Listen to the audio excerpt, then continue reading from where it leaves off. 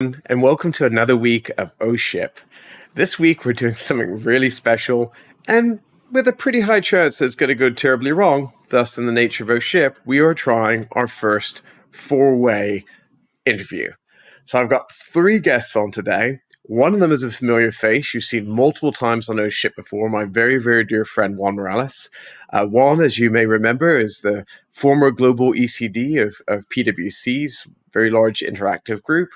He was an ECD at Sapient Nitro. He was an early member of Crispin Porter and Bogusky's interactive group, and is most recently a very talented and in-demand experience design consultant at Chameleon Collective.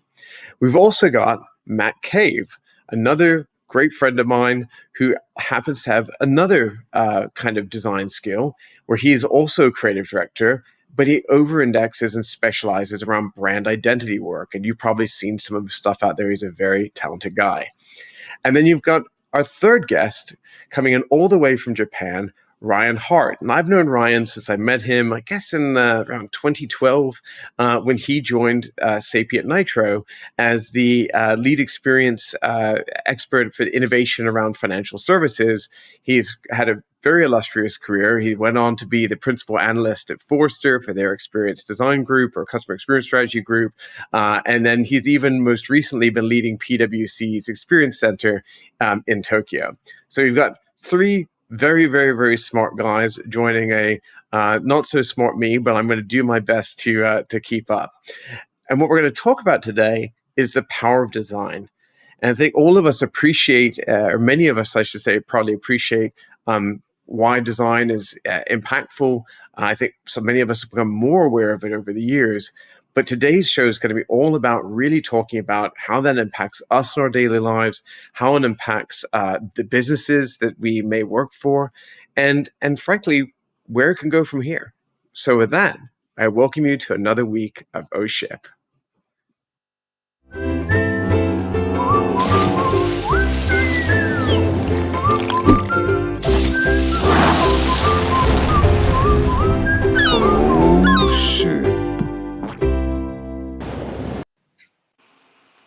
Hi guys, welcome to O Ship. I'm glad you're here, and good to see you again, Nemo.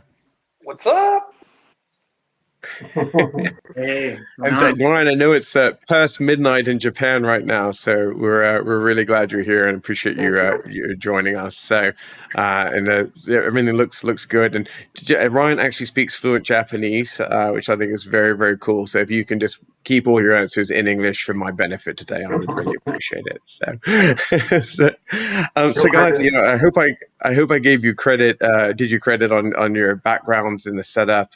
In the past, I've had people kind of give a little bit more of their background here at the beginning of the show, but we're not going to do that today because, again, I think all of you have done so much stuff that we could end up with a 10 minutes of introductions. But I do encourage you when you're giving answers, if you have anything specific when you're thinking about maybe your personal experiences that are influencing your answers, feel free to reference those because a lot of people in our audience may not know you like I know you.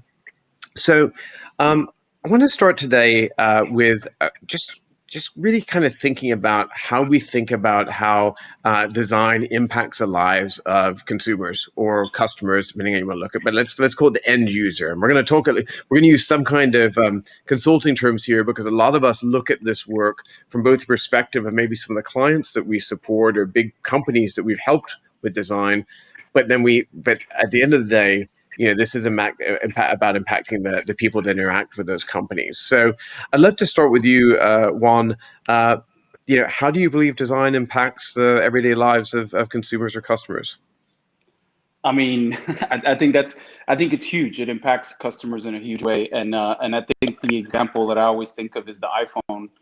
I think that before the iPhone came about, there was lots of mobile technology and lots of apps and things that we were supposed to get obsessed with, and yet none of us ever did until the iPhone came out. And I think when the iPhone came out, it was just a perfect example of how design can take a concept that's already commonplace and just put a totally new spin on it and make us all want it and can't live without it. So, I mean, I think, sometimes design is the difference between, failure and success when it comes to products. Matt, I name checked you in the intro as kind of our branding expert. I know you again, you're an artist, and you also do design in lots of other ways. But I'd love to get your sense of how this also brand and design impacts consumers. Sure. From a consumer perspective, my background is mostly in CPG. So I think of how a package might differentiate on the shelf. So if it's a product competing with another snack brand, for example, the way the design system is really created is all about seducing consumers and being attractive, but also standing out. So it's extremely powerful. It's everything when it comes to packaging and designing for consumer facing brands, but it also has a tremendous impact in everyday life of signage on the road. How people design wayfinding systems, and it's just everything. It's so big that we need to focus it in on what we do mostly, I think, here.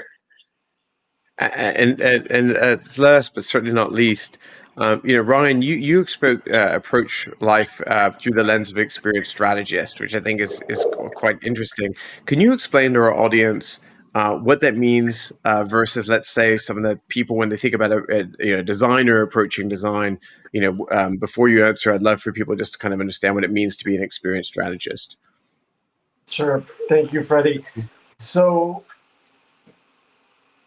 when you think about experienced strategists, you're really thinking about now where a lot of companies are investing and they see that it's important to value the experience that your customers are having, your partners are having, your employees are having, the experience that users of your products or even internal systems are having, because they realize that I think that the business community, the business world has evolved now to the point that says that just having a nice experience isn't just it's a nice to have. It's going to actually, it's going to drive adoption. If you have a digital product, it's going to lower support costs. If you have a good user experience, it's going to improve customer satisfaction if they can seamlessly walk into a branch and be transacting on their mobile phone, and then they talk to someone in the branch and they know exactly what kind of issue they've just been having. So having these connected experiences now, I feel companies have recognized that really drives value. And with good experiences, you have loyal customers, and loyal customers, obviously, you have continuous revenue. So companies that are more sophisticated or that are investing in experience now need a strategy. And so it's not just reactively building the branch based on the architect's map and structural constraints. It's actually, how can we optimize the space to deliver the best experience to the users? And I think that it touches every part of the organization. It includes design, but it also deals with HR, deals with operations, it deals with management. So very exciting space to be in. And I'm passionate about design as well. So thank you for letting me join today. So I'm going to follow up with you guys. I would love to know an example of where design has, something that you kind of deal with every day, where design has improved the experience or made it a better, just something that you're more engaged with. I'm actually going to start. I'm super geeked out. I've been playing with the beta release of Windows 11, which actually gets released, to the masses on October 5th, excuse me. Because I'm an idiot, I've installed that on my primary work machine, and amazingly has actually been working really well. But I think it's a really great example of how you can take design, apply it to the same fundamental systems. It's still Windows. It still does the exact same thing as it did before, but is a far better user experience because of how they've changed the interface. Again, I'm a geek, so I get this is the kind of stuff that gets me excited. But I'd love to know if there's some kind of example of maybe it's something you've been playing with recently, or a new tool, product, company you started interacting with. I don't know, it could be anything. But I'd love to hear from any of you, of something that maybe inspires you, that you've been interacting with lately, that it's all about the design. I encourage anyone to pipe up if you've got a thought. I got one, and it's again, it's not a very technological product, but something that definitely got improved a lot by technology, and that's swimming goggles. So I like to swim. Ever since COVID, I I would have use never swimming guessed you as were a going to say way. swimming goggles. I use it as a way to de-stress. And if you swim, you know that all swimming goggles leak, right? You get water inside, and it gets very annoying, especially if you're doing a long swim. Well, this company basically paired itself with the iPhone and with the AR technology in the iPhone. And what it does is it actually scans your face. You scan your own face, and then they use that 3D scan to custom make the eye sockets of the goggles. And at first, I didn't think it was going to really work, but let me tell you, it works gangbusters. And I was like, this is amazing, That's right? Like, amazing. yeah, really, really, really cool way of using AR in a place where you probably would have never thought it would get such value. I'd be afraid to use that they would charge me extra for the goggles because I've notoriously everyone makes fun of me and my big giant melon head, and they'd be like, "Oh, we don't make goggles for big fat melon Too heads." big, too Sorry. big. Same here. Freddie. You have the same problem. Thank Yeah. you for identifying with me publicly live on No Ship with your big fat melon head. I'm glad I've to know got, that I've got, I'm not alone. It's a I've got a club. little bit, and I've got an example that's a little bit. It's actually a little bit more. It's a bigger example, and it's actually a little bit more. I mean, timely. Obviously, right now with COVID, you have a lot of people that are not getting vaccinated, right? So I think in Australia, it's a really good. It's an exceptional example of how they leverage design to actually design and behavioral economics, basically, to nudge people to get vaccinated. And so what they've done is in New South Wales, which is where Sydney is, they have this. They have this app that everyone, people are logging into it on almost a daily basis to see where the line is. What they've done is they put a really beautiful visual there that just really simplifies it. They said, this is how many people are vaccinated today. This is our goal. And they have a red line right there. They say, once enough people get vaccinated and that crosses that threshold, then we will open up. And so, of course, everyone wants to open up. That's super smart. But about having just that visual there to be able to say, hey, do your part. We're not opening up. You guys are protesting because we're not opening up. Well, then you need to encourage more people to get vaccinated. And so I think that's super powerful of just. So powerful. Yeah. They basically gamified it. And then I love this idea that, like, okay, a lot of people, especially in the US, and again, I don't want to go down any political paths here, but there's a lot of like, I don't like being told what to do, especially by the man and big government and things like that. And so, I love this idea that it's like, look, your neighbors will encourage you to do it, and there's no moving line. They're like, if we cross this line, we're going to open back up. It's really smart. I actually hadn't heard about that. Yeah. So I want to be conscious of time, and let's jump gears a little bit here. So, we talked about how we see design impacting us on a personal level. All of you have worked with some very, very large, both national and global brands when it comes to impacting design solutions for them. And I'd love to hear about how you feel that this outward-facing design is obviously good for customers and consumers. But what about when it's turned inward? I'm gonna start actually on the brand side.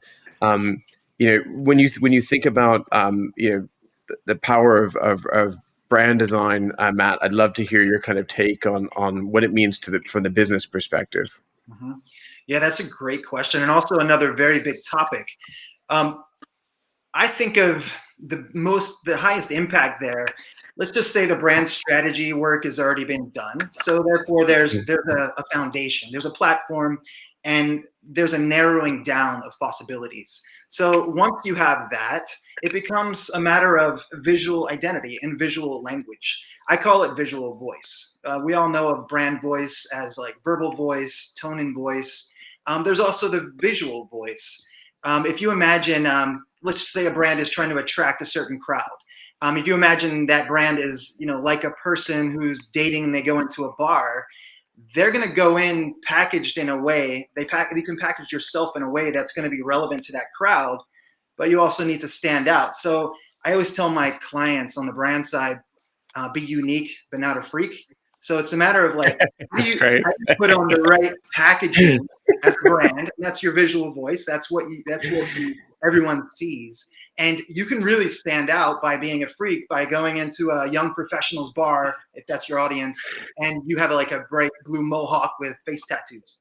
You're going to stand out, but you won't be relevant. So there's a matter of dialing that in by giving a brand of a visual voice that is consistent with what consumers and customers are used to in the category, but spin it, elevate it from there without going too far. So I'm very amused by this. Be unique, but not a freak. I think it's funny, but there's some real merit in the advice. And so, what if you apply that to experience design? You know, when you start thinking about people, I can think about, again, Juan, you and I have worked together for 20 odd years now. I can think about interface design and digital product design that we were doing quite a long time ago. And it was like, you wanted everything to be so bold and it was so different and so innovative because we were just experimenting with entirely new ways of interacting with an app.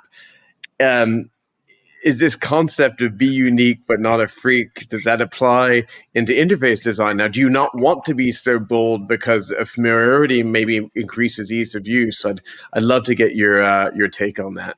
Yeah, 100%. And I think you're absolutely right. I mean, in our earlier days of doing this job, it was all about standing out and being the first of its kind and getting talked about in the press. But I think when it comes to experience and digital products, I think a lot of times familiarity is what's needed in order for you to get the types of conversions or KPIs that you're looking to reach with customers. And that's not to mean that being novel isn't helpful, right? I just think that I think like Matt said, right, you need equal parts familiarity and novel in order for you to create something new, right? And when it comes to experience design, borrowing on best practices or building on the way other really popular platforms do things is usually a pretty smart approach. Yeah, one of the things I would say that when you talk through user experience design is about removing friction. And so when you think about e-commerce, for example, which is an area that I have a lot of personal expertise in, it's kind of like you don't reinvent the shopping experience, because if X percentage of your users get flustered during checkout or understanding how to work with the cart or whatever, then you get a cart abandonment, and you have to have a really, really good reason for doing something novel or interesting, because it has to offset the potential loss of conversion rate, on that side of the business. But I'd love to hear from you, Ryan, around maybe how design impacts friction in some of these client situations that you might be looking at.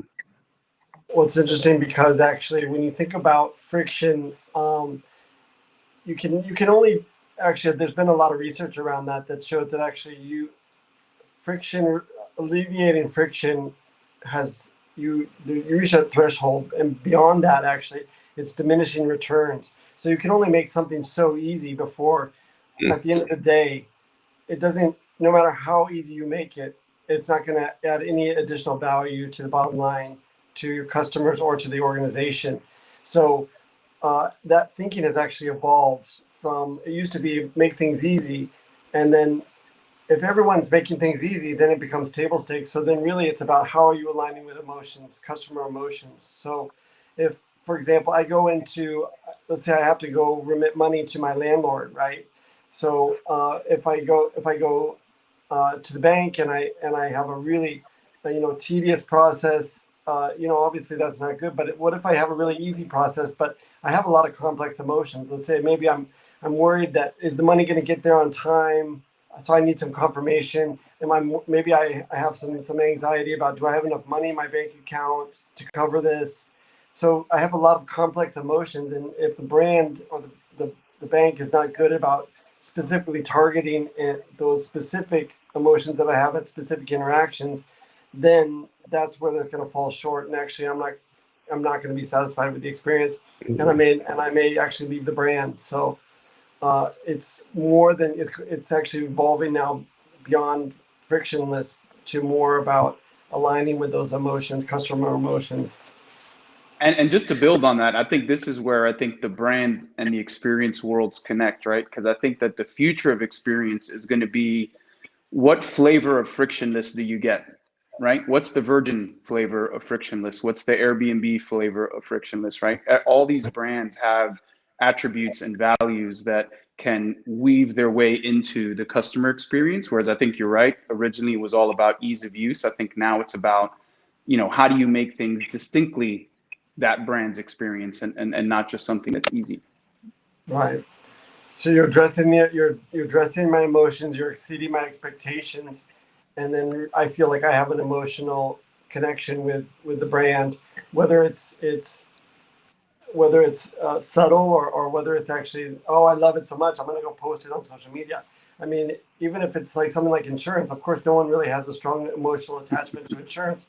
But the thing is insurance is so emotionally evocative, because basically, if I have an accident, then it's a huge traumatic experience. If someone has an accident, that's something that they're going to remember for the rest of their life. So that's a huge opportunity for insurance companies to really come in there and address that from an emotional perspective. Yeah, making it easy is one thing, but I don't care if it's easy or not. If you actually solve my problem in a way that makes me feel reassured, you took care of me, my family's safe, da da da da.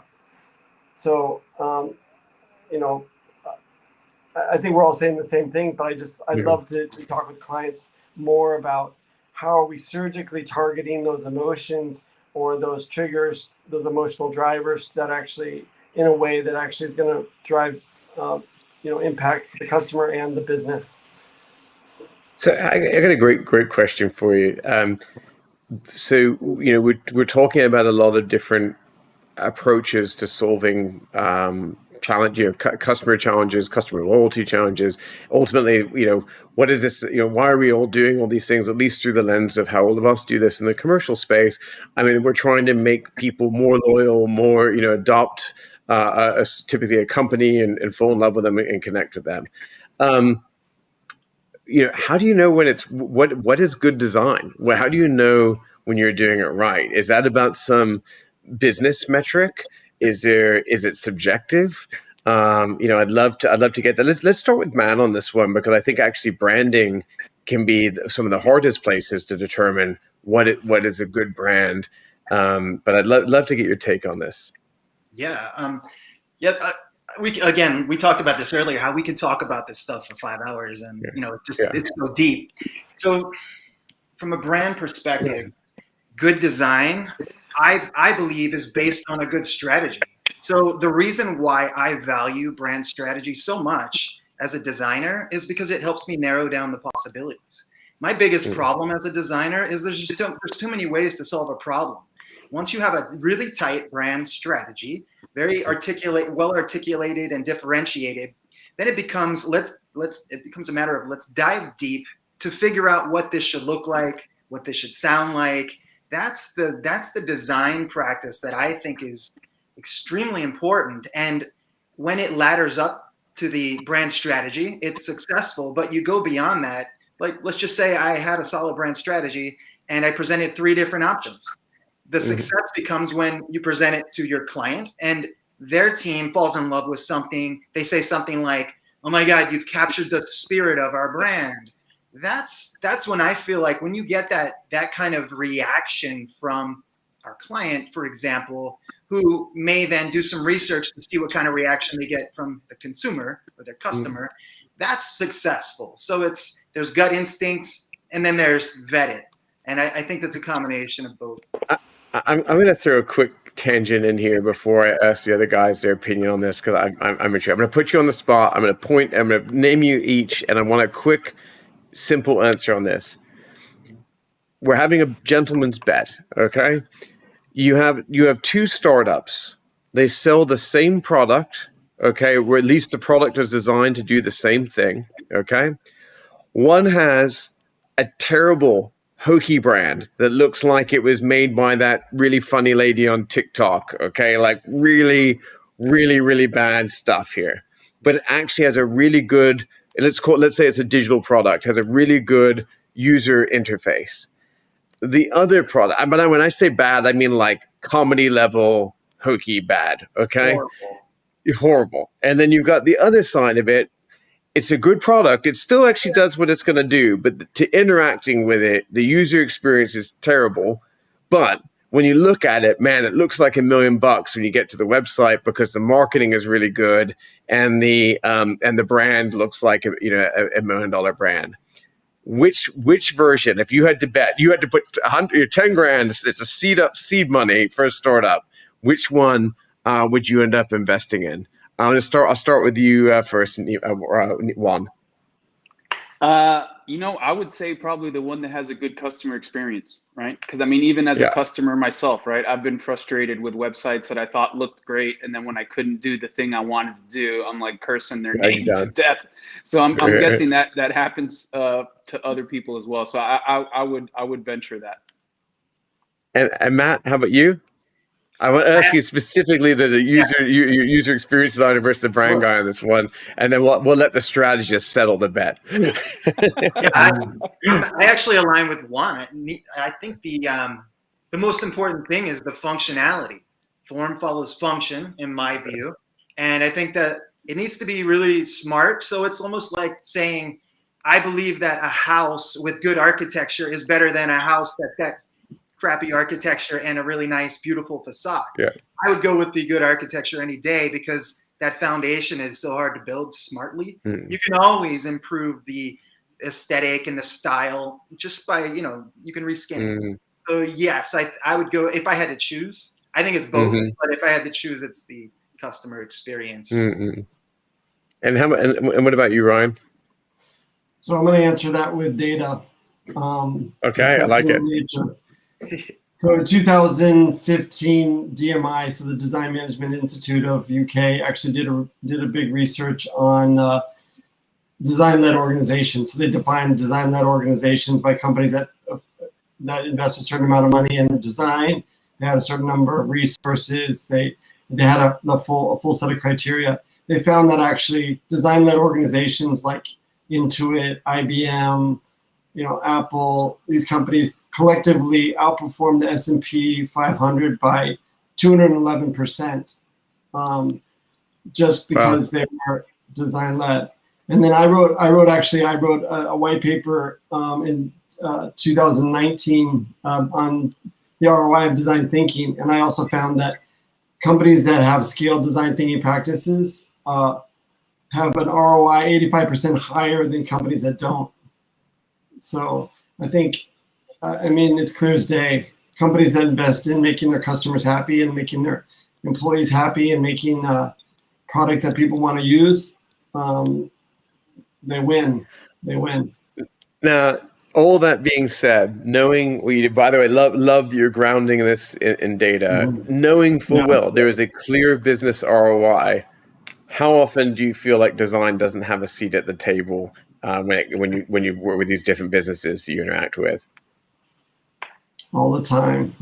I mean, I'm not. It's not a scientific estimate, but you've had to guess. What percentage would you say? 95% or more, probably. Oh my God, really? Is that bad? Jesus. Yeah. Rarely. I don't know. Unreal. Maybe Juan and Matt work with more sophisticated clients than I do, but I work with some of the Fortune 100, Fortune 50 companies of the world, and those companies, they still, to this day, think that design is about making something pretty look pretty. Once the engineers have already built and created a product or a service, they throw it over the fence to the designers and they say, okay, make this look pretty. And the designer basically says, this doesn't even align with what we understand that the users want. And so having that designer at the table, kind of like Bezos does in his Amazon meetings, he has an empty chair there. He says, what's that empty chair for? And they say, well, that's where the customer sits. Having that voice of the customer at the board level or at those meetings where the decisions are made, that right there is imperative. And unfortunately, I just don't see enough companies doing that. Is that I just have to ask, Matt and Juan, is that what you feel like as well? I mean, as you guys are sitting in that seat frequently, and do you feel like you sometimes struggle to be heard in executive leadership meetings? I'll take that. I'll go for it. Go ahead. I was just going to say, the level companies that I typically work with, yeah, I have to do a lot of educating about that. But I think the biggest impact is the level of companies that are not utilizing it. And I believe that's why it's so much more valuable for companies when they do leverage design, because 95%, as Ryan said, don't. I think that's the biggest aha, is design is a differentiator that's under leveraged right now. So the ones who are at the companies who are at the forefront of that, they win because it's an obvious difference when it's done well. Yeah, and I would even, just to pile on that, I would actually say 100% of companies use design, but they only use design in the sense of making something look aesthetically pleasing, right? They're not using design with the capital D, which is conceptual design, thinking, out of the box, trying to challenge the way that, companies and brands have done things for a long time. And I think that is something that we don't see often enough, but I would also put some of that back on the design community, right? I don't think that a lot of designers have spent the necessary time to really understand, the businesses that they're working with and the business case of design and how we can actually help businesses do better business, rather than just help businesses look better or be more beautiful, right? I think we can help businesses be smarter and more innovative. And I think a lot of companies are hopefully coming around to that, but definitely not nearly enough. What do you think we need to do to change? Like, how would you try and get industries or businesses to bring this more to the center of their thinking? I actually start with the design community. I mean, I talk to a lot of young folks. I mentor a lot of young designers, and the first thing I tell them is to not be afraid of business, to not be afraid of talking numbers, to not be afraid of opening spreadsheets. They're very kind of common cliches in the design community that we don't do that stuff, right? And I think that the more designers start stepping into understanding the business case of our work, I think the better we'll be received when you come to the seat at that table and you have that way to talk. That's really smart, because it's like, hey, if you want to have a seat at the big table, you've got to be able to talk the big table talk. And that doesn't mean you have to be passionate about it, but you need other people to go, you know what? This person really knows my business. And they're not, this isn't fluffy design stuff. Like, when your counterparts in different parts of the business try and push back and challenge you, when they can tell that you actually understand the problem, not only as well, but theoretically better than them. And that's really, I'd say that really is the challenge of the designers, especially user experience designers. You need to understand the problem better than anyone. You need to be able to go, hey, I've thought about this problem and I've thought through all these funny little permutations of this experience that you haven't thought through. And how do we handle that? And how do we make sure there's not poor experiences for people, which cause friction, cause drop off, cause abandonment, product swapping, lower engagement rates. I mean, any of these things I think are really, really bad for the business. I love that. I think that's really powerful. So I'd love to ask, we've all been going through this crazy pandemic together. Some of us as friends and some of us as colleagues, some of us as both, for the record. How do you think, do you feel like the pandemic, the last 2 years, has it changed at all in terms of how people are thinking about design? I guess let's start with you, Ryan, on that one. What are you seeing out there? And you have an interesting APAC point of view, which I'd love to hear about as well, if you don't mind kind of singling that out. Yeah, thanks for pointing that out. I think I do benefit from seeing what a lot of people in the States and sometimes US clients don't see is that there's a lot of really good global examples of best practices and what companies are doing that they probably would never have been exposed to or seen otherwise. So I think that does open my eyes to a lot of unique perspectives. To answer your question specifically about the pandemic, I think that more than ever, going back to what I was talking about addressing customers' emotional needs, I think there's a heightened need for companies to dial up design and really focus on that, because gone are the days now. I mean, if they weren't able to engage customers before, and how many people you probably have had this? You've had a client that says, "Hey, we built this app. and now no one wants to use it. So how can we actually market it so that we get that we never actually use, right? So it's like, I think it's of companies to actually spend more time with customers to really understand what is it that customers are, what's driving their customers, what do they really want. And the only way you can translate those insights, those latent needs and desires, is to have designers, really savvy designers, UX strategists, chameleon type, really top-notch people come in there and take a savvy look at this and basically translate that into business actions and things that can actually, align with those. We actually had a really interesting challenge. I guess it was about 9 months ago. Super powerful product. I can't obviously disclose the client. Super powerful product. Very, you couldn't help but look and go, wow, this could be really big for customers. And they were like, well, look, we're just throwing money at this thing, trying to acquire customers. We can't do it. And they had approached us through a marketing lens, and we had to have the chat with them, which is like, we're not trying to insult anyone or hurt anyone's feelings, within the company, but stop spending money on marketing. You're absolutely wasting your money. You've got to fix the experience, everything from the sign up to post sign up, because you're just burning money down right now. And it was a long process, but we helped them completely redesign the user experience. It's awesome looking product now, and it had a profound impact on their growth. You can't put bad money after good in this situation. Yeah, Freddie, if I can just jump in with a quick example on that. Yeah, please. Just to build on that.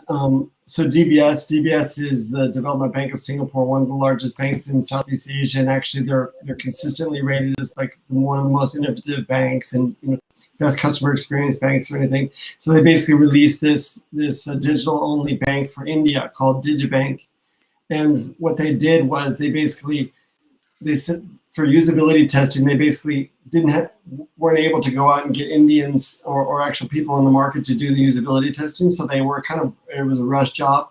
So they actually used some of their own staff and their own employees to do the usability testing. All of the staff and the employees were like, yeah, this is great experience, super usable. Yeah, we like it. It's good. They put it out in the market, and the local market, the customers hated it. They didn't understand how to use it. The usability was terrible. They couldn't get any adoption. They started throwing bad money after, good money after bad, trying to market it.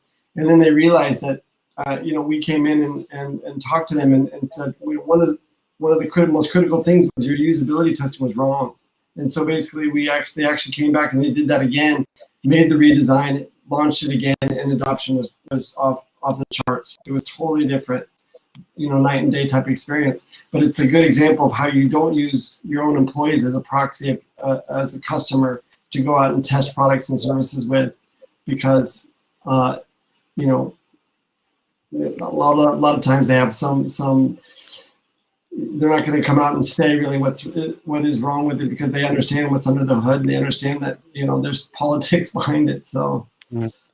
Yeah, not exactly the right way to handle it. I'd love to get your guys' perspective.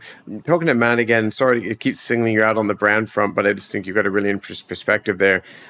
You talked about your specific CPG experience. You've got a lot of brand building there for people that don't know much about the space is about shelf space. It's about how do you make incredible brands that catch people's eye, quite literally walking down the hallway, or a walkway or whatever in a retail environment, and how do you differentiate just by the power of a wonderful brand. Again, now you're seeing, especially, it was quite interesting in the CPG space, which was never really a big digital thing, kind of blew up in e-commerce in particular in the last year and a half. Have you seen anything there that in terms of how these kinds of brands are maybe approaching design and their brand post-COVID? Yeah, that's a great point, because before I wasn't thinking so much about a thumbnail, a shopping on Amazon or something like that. It's more about going to a Whole Foods, for example, walking the category and actually being there and taking pictures and understanding that context. But now it's because COVID has created this boom in people buying online. it's just phenomenal.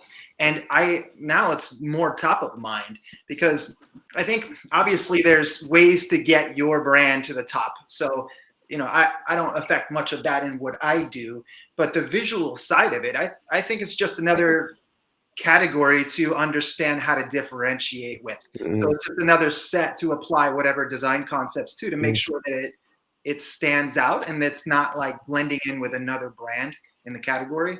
So distinction and I think is super important. But I think the cool part about what digital brings to a customer interacting with a product and a package is there's all the other ways that you can get the information right there in the thumbnails. You can move the product around in a 3D type of package instead of just a still. You could click on a video to understand the lifestyle piece. So there's a lot of other opportunity to influence the consumer at the digital, or even the delivery process. I'm by the way, and Matt, I'm not sure if you're allowed to talk about this. If you're bound by any kind of NDAs or whatever. So if you're and we can't talk about this, let me know. But I know that you did some really, really interesting work for Licoricecom. In the last year, and that's an interesting example of like a CPG product. They own a domain that owns owns the name. It's a ground up direct to consumer product, as far as I understand. Are you able to talk about maybe like examples of how brands like that are doing? But if you have, and for those of you out there watching, if you haven't seen the Licorice.com branding, it is epic. I love it. And it's getting straight through from the digital experience all the way down to the packaging and even the boxes your products arrive in. Yeah, that's a really great example. Thanks. That's a great example, Freddie, because it is the nature of brands now. Direct to consumer brands are just that. It's you might find out about licorice.com through an ad or something because you've been targeted. You eventually go there, and then that whole experience from when you go there is, in my mind, intended to set you up for this, what their goal was, premium. It's a premium experience because they're delivering high-end licorice from all over the world, because licorice is one of those things that people either love or hate. So we're kind of creating this world where you're a licorice lover. It's just where you get the love. So you get all these varieties to choose from all over the world, Finnish, Swedish, all the different types of licorice. And basically, you can now go to the website and order it, and you see the packaging are in these really cool, simple paper tubes. So it's a very sustainable side of it. But the cool part is when I think of licorice, I think of like the black and red licorice. I grew up with Twizzlers, and then that black licorice, sometimes I like it, sometimes I don't. So the design system is built on these red and black stripes. That's very iconic. It's the universal truth among all of them. But now I had to think about not just the package, because that's a lot of times what I do in my career. I had to go beyond that and think about, okay, how does the whole experience of the e-commerce side of it tell the story, paint the picture, and then when you get it, what does that gift box look like? Is that box something that you're like, oh my God, this is amazing? That's what I was aiming for. And again, because it's a premium experience, they're selling licorice. They're selling quality licorice very conveniently in a very high level way. One extra piece I'll add to that is they created a vending machine. There's a prototype vending machine. I didn't know that. That's cool. I'll send you a link. It's a prototype now.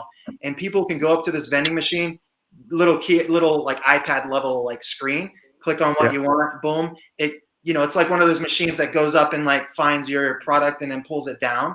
Beautiful stripes come through. It works. So that was a lot of fun for me because it was the 360 approach. And I'd say like in my 25 plus year career, that's new for me. And I loved it. And that's very cool. On a side note, I liked licorice.com just a little too much, and I had to wean myself off of it. I'm about 10 pounds down now, thanks to me being off my crazy licorice.com bender that I went on. So, really quick, this will be very quick. They also had me do pretzels.com. Top secret, it's coming soon, but it's an interesting new experience from the same people.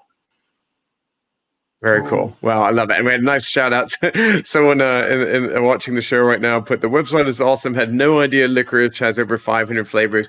It is true. I think I'm about 40 flavors in at this point, and I need to stop. So, hey, Juan, I'd love to ask you.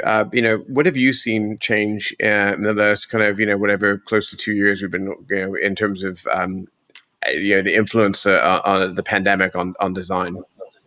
I think what it's done is it's accelerated what some of us in the industry already saw coming, right? Which was the huge wave of digital transformation that was going to hit any and all businesses, right? It didn't matter who you were. I think there were still a lot of businesses who thought that they would be safe from having to fully become digital organizations. But I think the pandemic really just kind of put the royal kibosh on that, right? I think that the idea of forcing consumers into channels and networks like stores, right, to come in and buy was a thing of the past, right? Like now at this point, we had to give customers any and all options they wanted to be able to interact with us however they wanted.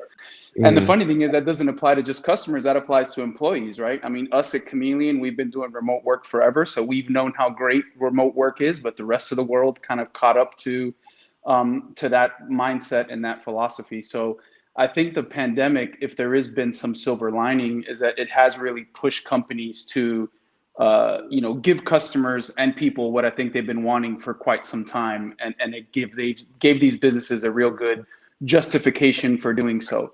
And I think the one thing that I will add to that is the QR code finally had its moment in the pandemic.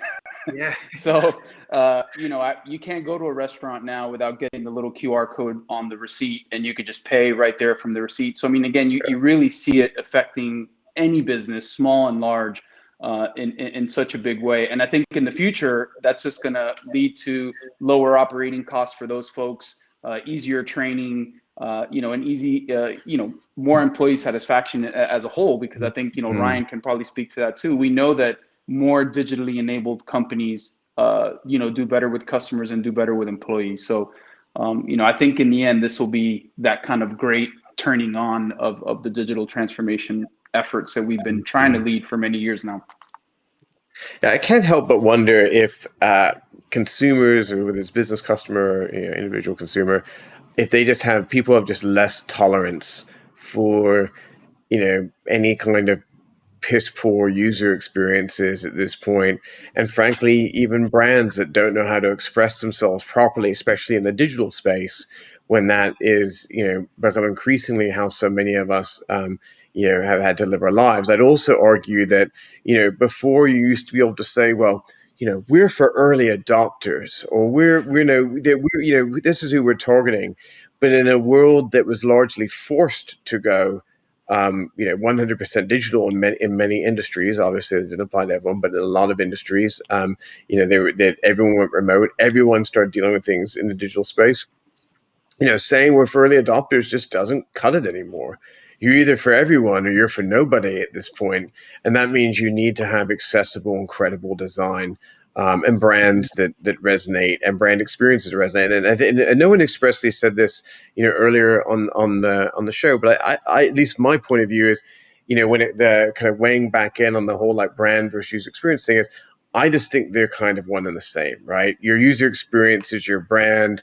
Your brand is part of your user experience. All these things, there's so many elements of design. I could probably, sit here and rattle off versions of design: product design, interior design, industrial design, artistic design, user experience design, user interface design, Freddie, if I can just build off that, I mean, I think Please. what's missing there is the idea of purpose. So really, it's about being purpose-led. And so I think, a brand this is our purpose, this is our promise to the market. If they're not living up to that, then it's expression of your purpose. Right. Yeah. And so if the experience doesn't live up to the promise in the market that's by the brand, that's where it's falling short. And I think you said it really nicely, but I think what you were getting at almost was like, there's this crisis of trust in the market that people are now flocking to brands that share the same values and are purpose-led. I mean, that's where you see, sustainability, transparency, generally good brands are winning in the market as well. I mean, you look at that. Um, Well, and I think experience is where the rubber meets the road, right? I mean, I think with branding, you can say a lot of things, right? And I Yeah. think customers are very quick to sniff out whether you're BSing or not, right? And I think experience design is really where you can prove it, right? Really where you can let a customer live that brand that you've created, and you could fulfill that promise, right? And that's why when it's done poorly, we have little patience for it, right? You don't want someone that's going to make a promise and break the promise, right? You're not going to be friends with that person for much longer. So I think, you know, brand is almost a promise we can make to customers of a thing, of an idea, of an ideology. And then experience is how we can fulfill that promise, right? How do we get to deliver on what we've said we could deliver and do it credibly and authentically? Yeah, I'll just add one quick thing if we have time, Freddie. I like to think of brand experience as the umbrella above the other types of experience, because when you're talking about a company who's even B2B, talking to customers, not consumers, how is their trade show experience? How do they show up at a trade show amongst all the other competitors? And then that same experience on their website, and then that same experience maybe slightly tweaked for a consumer on that side. So I like to think of it, all of it, as an experience, and then the experience has different audience members, different participants at different levels, and the UX, like that we're talking about here, experience design traditionally, I think that's like so important because digital is everything now. So I just think it's all part of the same thing. So yes, I agree with what you said, Freddie, on that. But brand experience is the whole thing. It's like you got your purpose, you got your foundation, and then all the expressions depending on who you're speaking to. I think that is a perfect way to end this week's O Ship. I think everyone was able to make a great last final point and wrap up some of their thoughts in a really salient way. I'd like to thank everyone who's been listening, whether you're listening through one of our podcasts or you're watching us live on any of our live stream, or even watching after the show, whether you're tuning in via LinkedIn, YouTube, Facebook, Twitter, Periscope. God knows they probably put me on some other streams now that I'm not even aware of. Again, if you're listening through the podcast, really thrilled that you're tuning in through whatever platform you are. We're really thrilled about how the podcast has been growing, and we're hoping that it's been just as good an experience when you get to miss out on those giant melon heads that I mentioned earlier and just get the pure audio experience. The best thing you can do to support the show at this point is, give us a like, share this post on your social feed, or just tell a friend. And if you really want to make our day, please subscribe on whatever platform you're listening on right now. I just want to give one more shout out and thank you to all of my guests, Juan-Carlos, Ryan Hart, and Matt Cave. Thank you so much for joining today. I really, really enjoyed today's O Ship. It was not nearly as much of a ship show as I thought it was going to be with all four of us, but I think it worked out really, really great. So thanks so much, and thanks to our producer with all the great commentary captions on this week's show. And with that, thank you everyone for joining us for O Ship. Bye, everybody. Yep.